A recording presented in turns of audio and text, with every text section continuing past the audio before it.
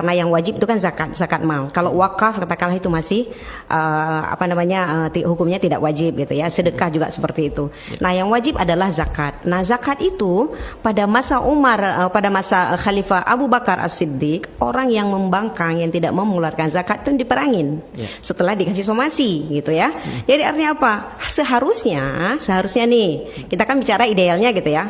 Orang yang tidak mau mengeluarkan zakat padahal mereka sudah kaya, itu seharusnya itu kena hukuman. Masalahnya adalah negara kita bukan negara Islam. Tetapi untuk ukuran Aceh seharusnya, apalagi dengan didukung dengan adanya kanun LKS itu kan, nomor 11 tahun 2018, itu sudah seharusnya bagi orang-orang yang menunggak zakat itu dikenakan sanksi. Bisa berupa sanksi finansial atau bisa berupa sanksi-sanksi lain yang memberikan efek jera gitu ya. Karena sekarang ini orang menganggap ya zakat seperti salat, saya nggak salat kan nggak ada yang hukum saya seperti itu. Nah, ini yang membuat rasa solidarity kita berkurang gitu ya. Jadi ada kacang lupa kulit itu sebenarnya ada meskipun tidak banyak gitu ya. Ya itu untuk sikap solidaritas kita yang memang harus dipupuk lagi.